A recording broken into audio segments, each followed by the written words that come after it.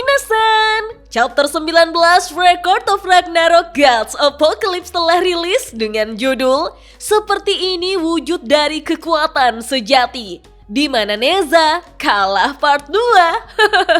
Sebelum saya lanjut, siapa tahu ada yang ingin berdonasi, silakan klik link Saweria yang ada di deskripsi ya. Tertulis pada panel awal, sepasang dewa yang dipenuhi luka, tetapi kegigihannya tak pernah padam. Diawali dari Neza yang kembali bergerak untuk mendekati Morrigan setelah pada chapter lalu berhasil menghajarnya. Membuat Morrigan yang penuh luka justru bersemangat. Dia juga akan memamerkan kekuatannya. Kita pun diperlihatkan bagaimana Neza telah memberikan bogemnya di pipi Morrigan sampai muntah darah.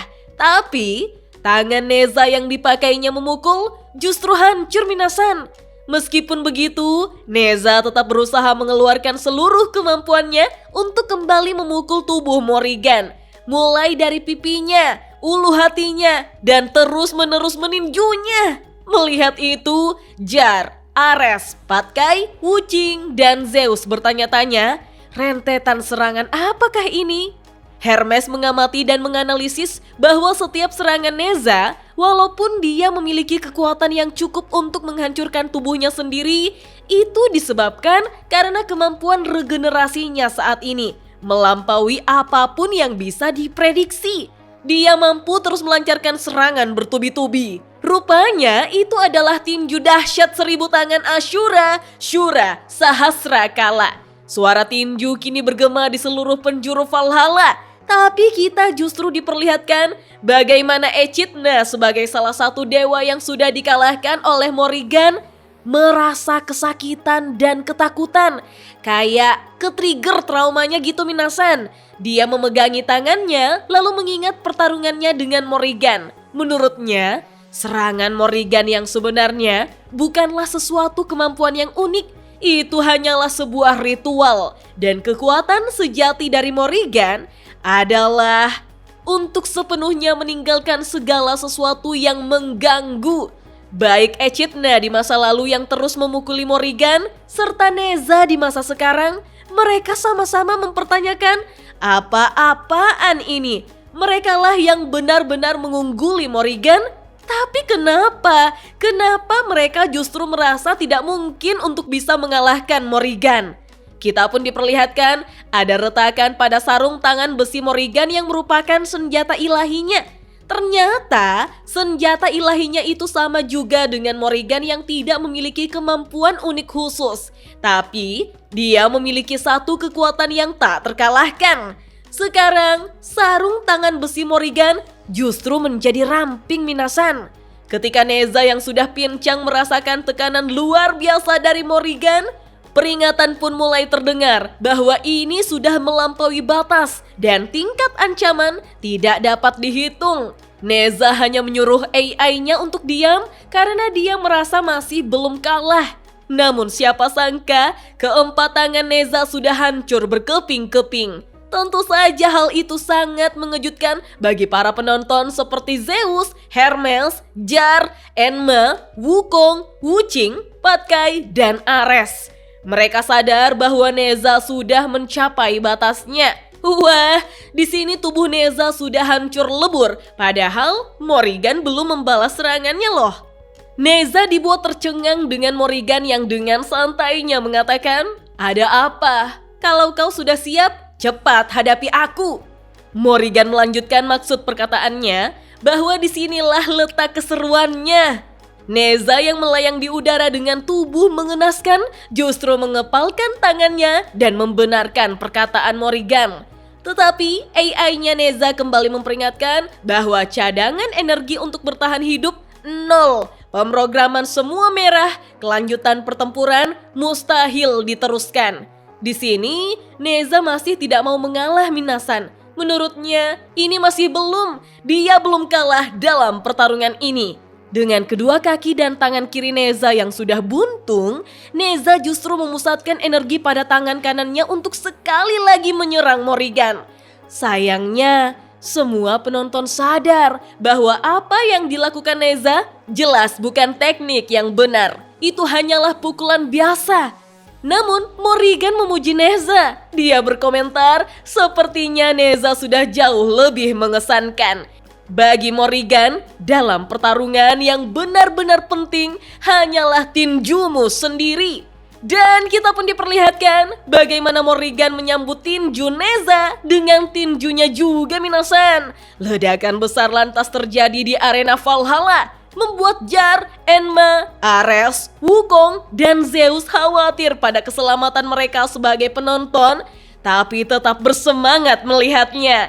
Diceritakanlah bahwa pada saat itu telah lahir dari kedua petarung yang telah melampaui semua intensitas yang telah mereka tunjukkan hingga saat ini. Semua arena dan bangku penonton hancur berkeping-keping.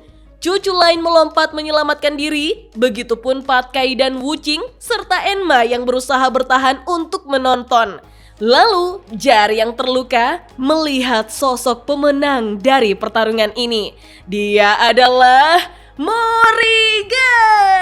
Wah, di sini Morrigan keren banget ya minasan. Meskipun tangan kanannya jadi buntung, tapi dia sama sekali belum puas bertarung. Dia memaki Neza sebagai keparat sialan. Padahal Morrigan mencoba sedikit serius, tapi malah berakhir seperti ini.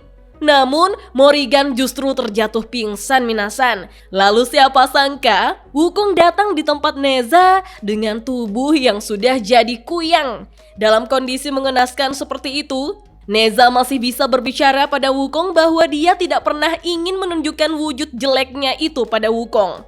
Tapi Wukong justru bingung mendengarnya, sehingga dia memutuskan untuk pergi minasan. Neza lantas meminta Wukong untuk menunggu sebentar dan mendengarkan ucapannya. Neza meminta maaf pada Wukong, dia hanya ingin terlihat bagus. Toh, dia sudah memberikan segalanya. Di sini Neza kayak cosplay jadi wajahnya Nanami Kento sebelum meledak ya minasan. Neza tersenyum mengatakan, sudah lama sekali rasanya sejak dia merasa begitu segar. Terlebih lagi, meski Neza kalah, dia tidak merasa malu, tidak menyesal, dan tidak merasa apapun. Bahkan dia merasa bangga atas perjuangannya itu. Wukong tampak kesal, menyuruh Neza untuk mengatakan itu saja sejak awal. Lalu perlahan tubuh Neza menghilang menjadi abu dan terbawa angin, meminta Wukong agar menang. Neza tidak akan menerima kekalahan Wukong dari siapapun kecuali dirinya. Kau mengerti? Wukong di sini hanya terdiam, bahkan membelakangi tubuh Neza yang sudah tiada. Wah, bener juga sih, di babak selanjutnya Wukong masih harus bertarung melawan Morrigan juga. Kemudian Jar mengumumkan bahwa pertarungan ini sudah berakhir. Ronde pertama, pertarungan keempat, pemenangnya adalah Dewi terkuat, Morrigan. Catatan ronde pertama pertarungan keempat Neza versus Morrigan, durasi pertarungannya cuma 12 menit 58 detik minasan.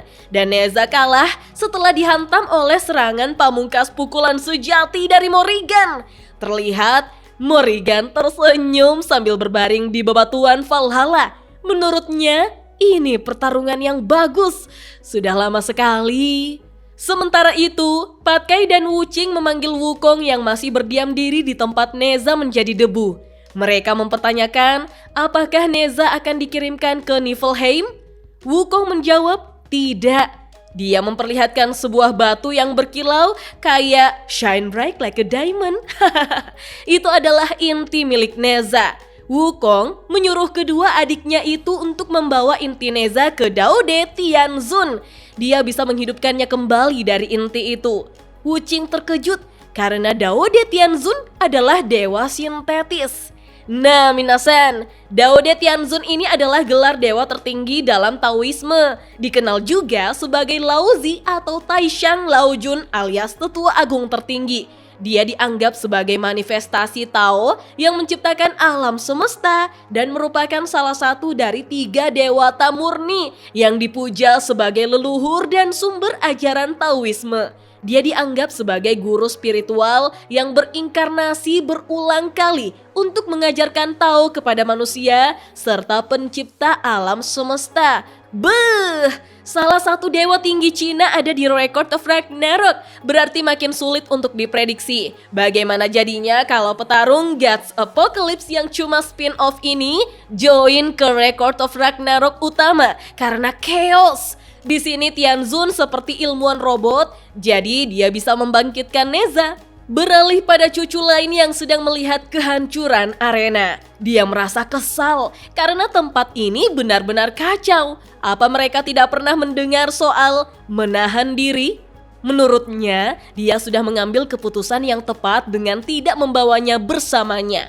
Tiba-tiba, cucu lain terkejut karena mendengar suara dari bawah reruntuhan. Dia berteriak dan memohon pada cucu lain untuk menolongnya. Dia terjebak di bawah reruntuhan itu dan tidak bisa bergerak sedikit pun. Cucu lain pun menolongnya sehingga dewa itu berterima kasih atas bantuannya. Cucu lain menegur dewa itu bahwa dia hanyalah setengah dewa. Tapi dia harus akui karena dewa yang ditolongnya bahkan tidak bisa mengatasi puing-puing ini sendirian. Dewa itu pun merasa sangat malu. Lagi pula, bukankah cucu lain adalah dewa sejati? Tentu saja cucu lain terkejut mendengarnya. Rupanya dewa itu adalah suku Mogami Muramasa dari Jepang. Muramasa mengatakan meski cucu lain menyebut dirinya dewa, tapi sebenarnya dia masih pemula. Tertulis pada panel akhir, kekuatannya masih belum diketahui. Dewa pemula yang baru saja menjadi dewa. Sedikit informasi. Meskipun Muramasa menyebut dirinya pemula, tapi dia adalah pembuat katana terkutuk di era Sengoku. Pedang dari Muramasa secara umum dipercaya haus akan darah dan mendorong prajurit untuk melakukan pembunuhan atau bahkan bunuh diri. Karena pedang Muramasa harus menumpahkan darah sebelum dapat dikembalikan lagi ke sarungnya. Dia disebut sebagai pandai besi yang dirasuki Oni. Nah, Muramasa ini termasuk ke dalam 16 partisipan dewa dalam Gods Apocalypse ini. Dan dia akan bertarung melawan Ahura Mazda Minasan. Wah, patut dinantikan ya. Oke deh, sampai di sini dulu. Selamat tahun baru dan sampai jumpa di video selanjutnya. Dah.